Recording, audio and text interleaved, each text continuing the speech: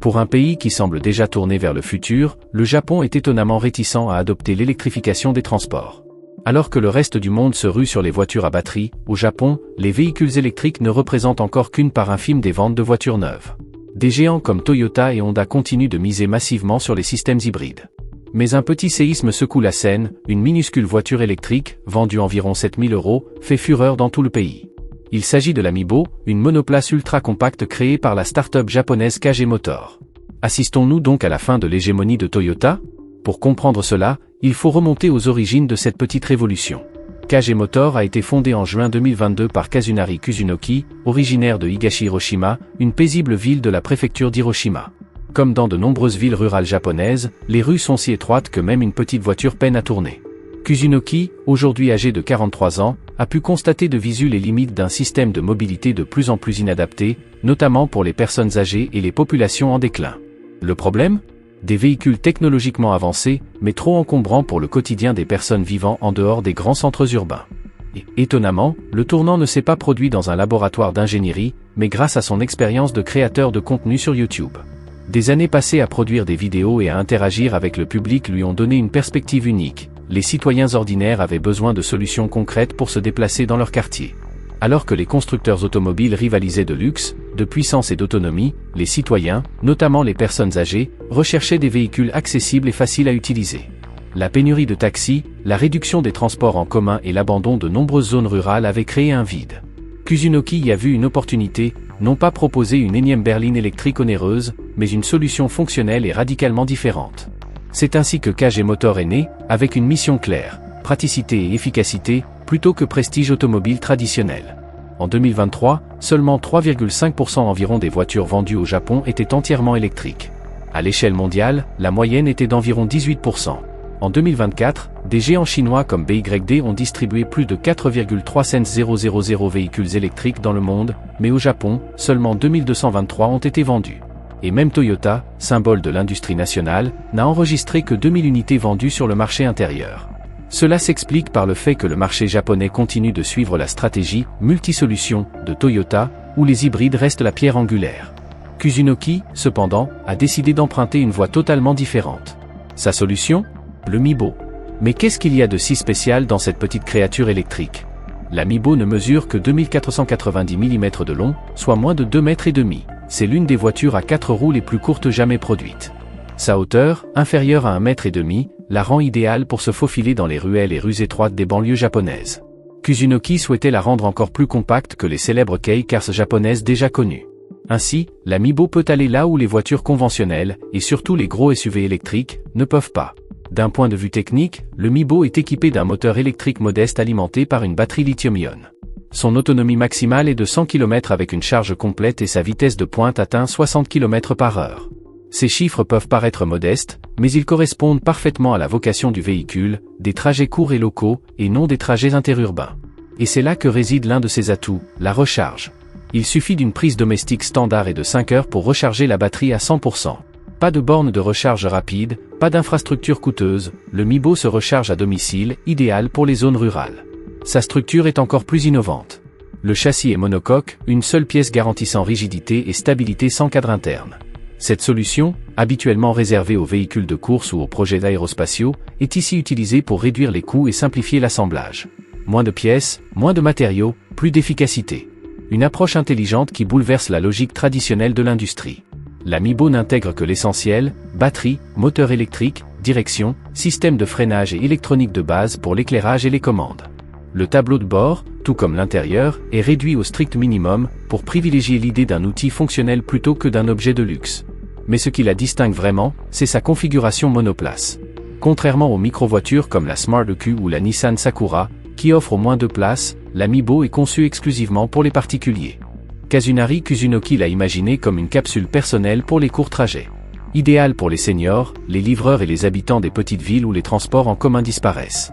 Face au vieillissement rapide de la population et à la baisse de la natalité, une conception adaptée à ces groupes est non seulement judicieuse, mais aussi essentielle. Ce véhicule n'est pas destiné à plaire à tout le monde, il est spécifique, fonctionnel et fièrement minimaliste. Sa taille compacte et son intérieur simplifié le rendent incroyablement léger.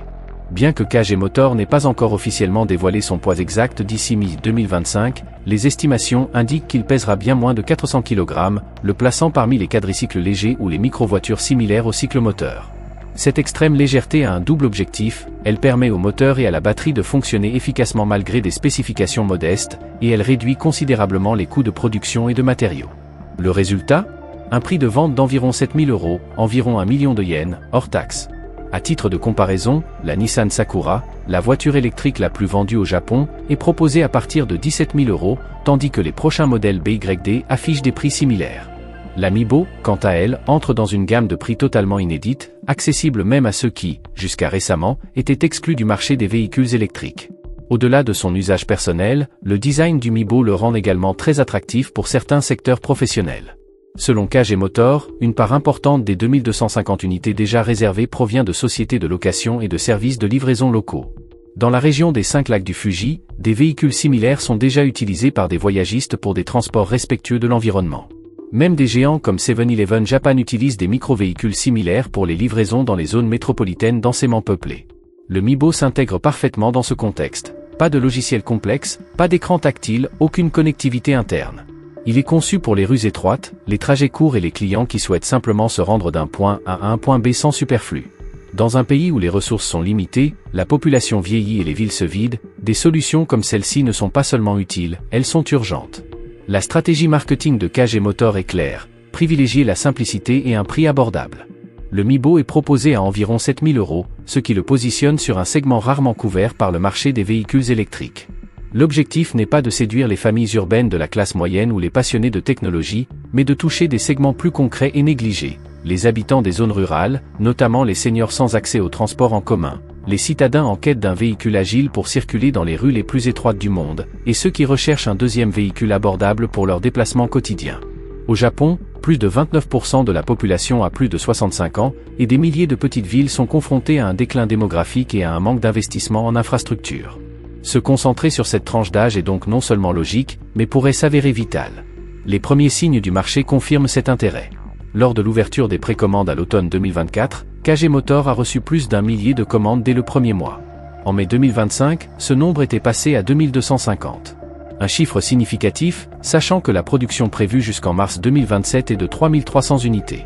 En pratique, plus des 2/3 de la production à court terme sont déjà réservés. Pour mettre les choses en perspective, en 2024, Toyota n'a vendu que 2000 véhicules électriques au Japon. La même année, BYD a dépassé ce chiffre, atteignant 2200 unités. Les consommateurs commencent à se tourner vers d'autres marques, et KG Motor en profite grâce à une stratégie intelligente. Le lancement de Mibo a été planifié en phase clairement définie. Les 300 premières unités seront livrées d'ici mars 2026, soit près de 4 ans après la création de l'entreprise. En toute transparence, KG Motor a déclaré que ce premier lot subirait des pertes en raison des coûts fixes liés à la production en faible volume. L'entreprise espère toutefois atteindre la rentabilité dès la deuxième campagne de production, grâce à des processus améliorés et une production plus efficace. Et leur regard est déjà tourné vers l'avenir. L'objectif affiché est ambitieux mais clair. KG Motor vise à construire jusqu'à 10 000 Mibo par an. Si l'objectif de 10 000 unités par an peut paraître modeste au regard des standards de l'industrie automobile mondiale, une telle production permettrait à KG Motor de s'imposer comme l'un des principaux fabricants de micro-voitures électriques au Japon. De plus, elle donnerait à la Mibo une réelle chance de concurrencer les populaires K-Cars, qui représentent à elles seules plus de la moitié du marché automobile japonais. Certes, le Mibo ne répond pas aux critères officiels de classification des K-Cars, en raison de sa faible vitesse et de son habitacle monoplace. Il appartient plutôt à la catégorie des quadricycles légers, comparables aux cyclomoteurs à 4 roues. Cependant, grâce à sa taille et à ses fonctionnalités, il représente une alternative intéressante pour ceux qui recherchent un véhicule compact, économique et facile à manœuvrer dans les villes encombrées et les villages étroits du pays. Détail intéressant ? La plupart des réservations proviennent jusqu'à présent d'entreprises, et non de particuliers. Plusieurs voyagistes opérant dans la région des 5 lacs du Fuji ont déjà commandé les premiers véhicules, soulignant que leur taille compacte et leur faible coût d'exploitation sont idéaux pour le transport touristique local. De même, des géants de la logistique urbaine comme 7-Eleven évaluent le Mibo pour les livraisons du dernier kilomètre, précisément là où des véhicules compacts, agiles et faciles d'entretien sont nécessaires. Ces applications commerciales pourraient garantir une demande stable et évolutive au fil du temps, même si l'adoption par le consommateur moyen reste initialement limitée. Bien entendu, le MIBO est soumis à certaines restrictions légales. Il ne peut accueillir qu'un conducteur, n'est pas autorisé sur les routes nécessitant des moteurs de plus de 125 cm3 et sa vitesse maximale autorisée est de 60 km/h. De plus, pour le conduire, un permis de conduire japonais complet est requis, réservé aux personnes âgées de 18 ans ou plus. Au Japon, la possession privée de quadricycles légers est encore relativement rare. Cependant, l'adoption de microvoitures électriques par les opérateurs locaux, notamment dans les zones touristiques comme les lacs Fuji, est en plein essor, grâce à leur polyvalence pour des itinéraires pittoresques et respectueux de l'environnement.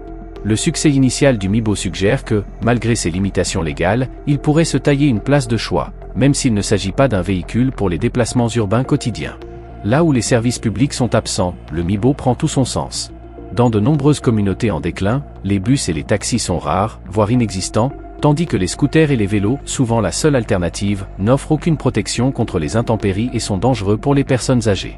Pour les personnes âgées ou à faibles ressources, le MIBO pourrait devenir une solution digne et sûre pour parcourir de courtes distances de manière autonome, sans dépendre de qui que ce soit. Et parlons de chiffres concrets. Au Japon, plus de 29% de la population a plus de 65 ans, et des centaines de petits villages sont confrontés à une véritable urgence démographique. La mobilité est l'un des sujets les plus sensibles. MIBO s'inscrit ici non seulement comme un produit, mais aussi comme une réponse sociale à un problème concret. La stratégie de communication de KG Motor est également innovante. Avant même de fonder l'entreprise, Kusunoki possédait une chaîne YouTube dédiée à l'automobile et aux technologies. C'est de là que la promotion du MIBO a débuté, ciblant directement un public déjà intéressé par la micromobilité. Pas de concessions traditionnelles, pas de campagne publicitaire à plusieurs millions de dollars, juste du contenu numérique, des réseaux sociaux et un storytelling authentique. Ce choix n'est pas un hasard. KG Motor ne souhaite pas seulement vendre une voiture, il souhaite ouvrir un dialogue culturel. Il souhaite redéfinir le sens de la mobilité dans un Japon en pleine mutation, où les villes se vident et la population vieillit. Et il le fait de la base, directement auprès du public. Mais une question fondamentale demeure, ce petit véhicule est-il vraiment sûr pour un usage public ? KG Motor a soumis le MIBO à une longue série de tests, conçus pour répondre aux normes de sécurité et de réglementation japonaises les plus strictes. Un aspect clé de ce processus était la réussite des tests d'impact, essentiels à l'obtention de la certification du ministère japonais du territoire, des infrastructures, des transports et du tourisme. L'entreprise a même publié des vidéos de simulation montrant le véhicule percuter des barrières en béton à grande vitesse. Le message était clair, la protection du conducteur et la robustesse structurelle étaient des priorités absolues. Lors de ces crash tests contrôlés, le châssis monocoque, conçu d'une seule pièce pour réduire le poids et simplifier la production, a démontré sa capacité à absorber efficacement l'énergie d'un impact tout en préservant l'intégrité de l'habitacle. Mais les tests ne se sont pas limités aux impacts. Le MIBO a été soumis à des conditions environnementales extrêmes, notamment le climat glacial d'Hokkaido, où les températures descendent fréquemment en dessous de zéro. Sur des routes verglacées et enneigées, les ingénieurs ont évalué la fiabilité opérationnelle du véhicule en conditions réelles. Des essais ont également été menés sur des itinéraires urbains complexes, notamment dans les quartiers historiques de Kyoto et les zones résidentielles traditionnelles de la préfecture d'Hiroshima. Dans ces environnements, le MIBO a démontré sa maniabilité, tirant pleinement parti de sa longueur d'environ 2490 mm et de sa hauteur inférieure à 1,5 m. Sa simplicité n'a jamais compromis sa résistance mécanique ou structurelle, et KG Motor est aujourd'hui en phase finale d'obtention de la certification pour son lancement commercial, prévu directement depuis l'usine d'Higashi Hiroshima. Ces tests démontrent une vérité fondamentale, même les micro-véhicules les plus compacts peuvent, et doivent, répondre à des normes de sécurité routière élevées. Bien sûr, il ne s'agit pas de multiples airbags ou de systèmes avancés d'aide à la conduite comme ceux des SUV électriques, mais plutôt d'une ingéniosité technique qui se concentre sur l'essentiel, bien conçu. L'attention se porte désormais sur l'étranger.